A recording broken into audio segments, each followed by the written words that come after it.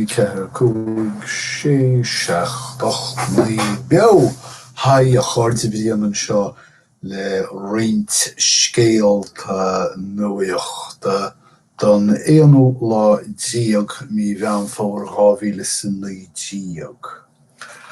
Agus bain príomh fictúr an le inneomh leis an tuairisc. Sin grúpa páistí súglar a tráid os cór beidir nach bhacha tú nar thug tú faoi Thiar na pictúrí ar bhála. Sin uachtarán na tuairisce Recep Erdogan. Agus baineann an scéal seo le ní raibh me ní go náthráid é sin ach sráid I gampa dídeon sa tuairisc agus tá an túsal Erdogan agus a lábhar a chraí fecin tríis cinenne dhéanna na dídeonaí as an tíre a chur I ráis go dtí tír sin. So, well, dar leis tá sin am cúlachort leo, an drim láimhe thuispaint agus diúltú don town dídeonach atá ag trasnú na teorann an tíre. Éiteachtáil mar sin atá siú. So sin méid bíidir go bhhain mé san airthar go fóil áit a bhfuil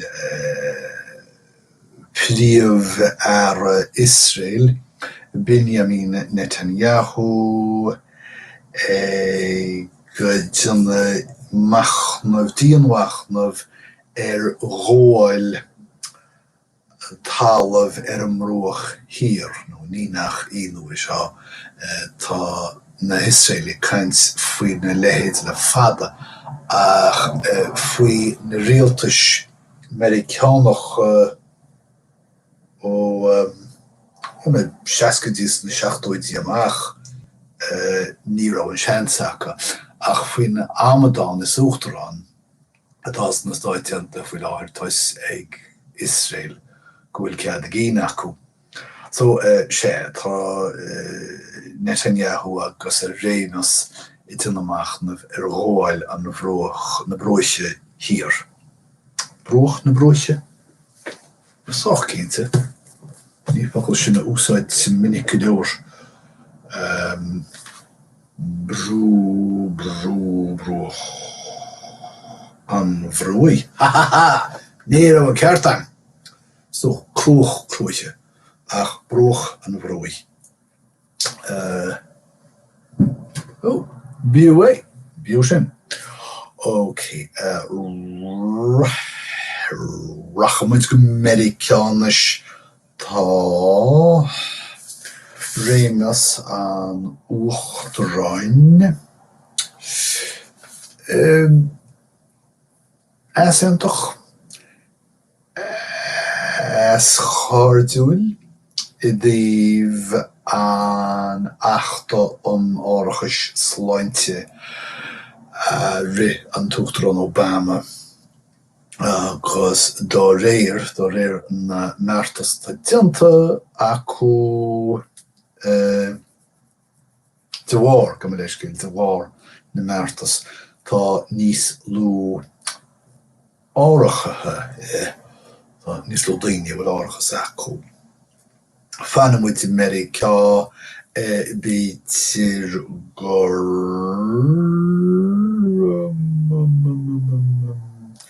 cuimhin libh Sterling Dorian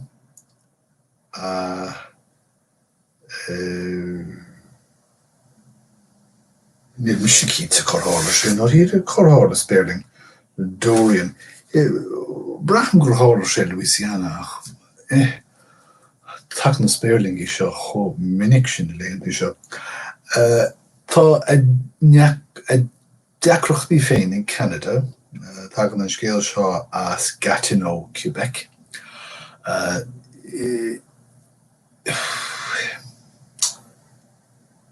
ní Honan agus na Stáitiantaithe tá Ceanada ag smaoinemh as lonú na naoine doling faoi hiilte le déanaí.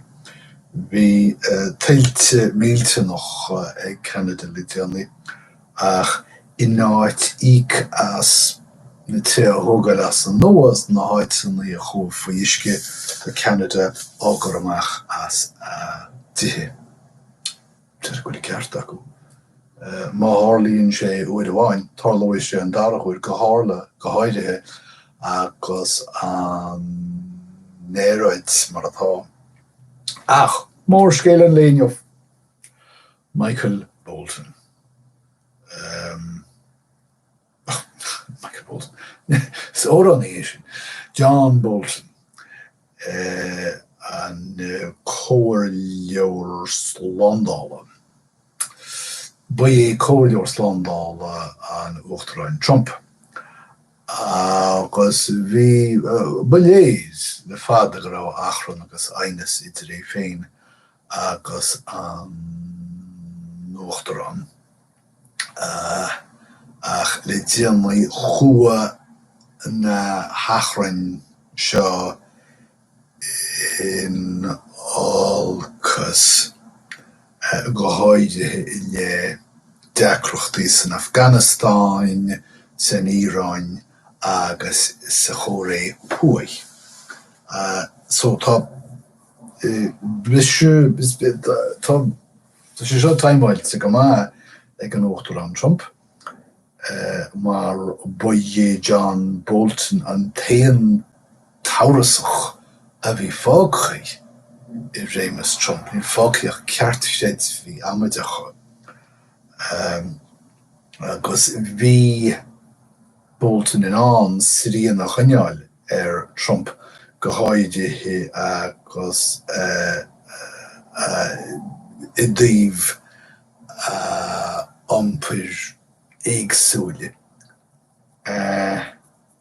Tad eile le rá agam faoi láithre freisin rachana faoin ile Robert Frank na gcíon rafadóir nuálach ba nuála é agus deire le na cheamara an taobh doracha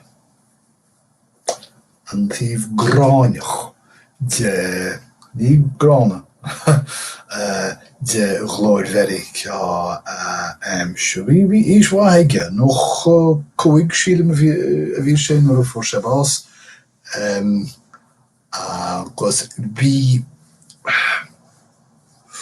óibh na bictiúirí agus na gríon grafadóireachta de bhí cuma ábh neamh chóiráilte na pictiúirí.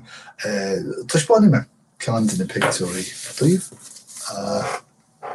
Sin ceann pictiúr an cháiliúil ba pictiúr é a thóg Frank in New Orleans sa bhliain naoite 55 dá leabhar the Americans.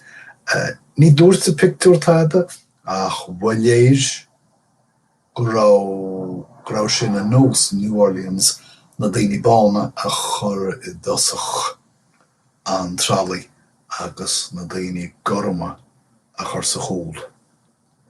Pictiúrítach mach. Right. Scéal tá beaga. Tá Margrethe Vestager tar éis cuacht nua a áid mar sár sin mar díobh adranaí ara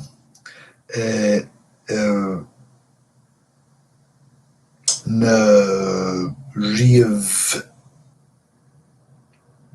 ní anna mé smaoine bhir seo. Well, rialtóireachta. Is rialtóir an tionscail dhíogaití agus tá cumhacht rialtóireach dos rialta cinis. Tá si tar éis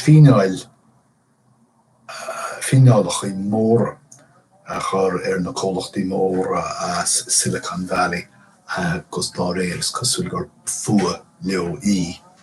Neadar cheart méid sin cumhachta a chur I béire lámh amháin of. Well, tá thur ag díosbaideach gunnaí faoi láthir, go háirithe beartas gunnaí. Tá dá fáirtí ag troidlinn I chéile, díobh polítíocht agus na daonlaithí nach inó ag chur sríanta nua chun tosaí. Tá asantas, well, fritiíocht, tuair mis fritiíocht roiine gan dídum. Tá an tuchttar an Trump gur beartas a chuir grís garach I librálacha mar Los Angeles ach is ben cumhachta tá aige aon rud a dhéanamh faoi. Ba bhfuilm rud a cinnte ag cail dianta faoi roiine gan dídum. Is tinnis ceart agus rud méilte noch an cheist seo ach is beaggus féidir leis an ótarránnaí anna faoi. Tá galar tar éis mocha na Síne go léir in auto stocha agus tá preis na mo ceoile ádathe dá réir agus covisgró cúl teisce mo ceoile go tín ach tá agus tá siad a baint leas as na cúl teiscí seonis. Tá nuairsi, réad nuairsi ag beartú stratéis rialathe nua I dtíobh gunnaí a ba siad a chur brú ghonónaí agus an gúsáid an stát a chumhachta ceannathe chun déantóirí gunnaí brúachar a déantóirí gunnaí polísaithe a chur a bhain fair play. Well, Cábis go rá léig sarfála ach tá agus tá siad tríos turas town chlárála a Láinseáil. A Láinseáil. Cí an cin nílach éan rud a bháin I reolas agam fuaí agus sin gur únéir béalainne I Minneapolis. Is cumléiche faoi éon rud ach an bí a hainaí léiche féin deir sí agus sin an dearcha atá ag béalan. Tugann sin neamhard do thuair mé daoine eile agus tugann si dúchláin na Níteoirí dócha. Sin níos céad an mór. Líon focail agam fire heasfach smáilm sin. Becheart úsáid. Má thógann tú an iommarcha penicillin de léir chéile ní aibríonn an penicillin go maith níos mó mar tá tú éirithe fire heasfach in aib penicillin. Pustín postbeag agus sin mar tá geile chur na tíre éirithe le déanaí. Ní an tú post níos mó le leasanní agus in éiad baintear leis. Fan tú pustín 3 uair a chléig an seo agus 4 uair a chléig an siúd agus bladalí ble. Agus sin mar bhharan tú. Mar tú fead a híl siomraí cís idir na pustíní ag sumaint it a puistíní fud fad a stáit. Fáid go tín dahanú. Ó, sin iad na scéalta, súla go bhhain sibh úsáid nó leasa go nasú agus go mbeidh muid ag caint le chéile arís Sarawad idir an dálín go ra dé ormh go léir.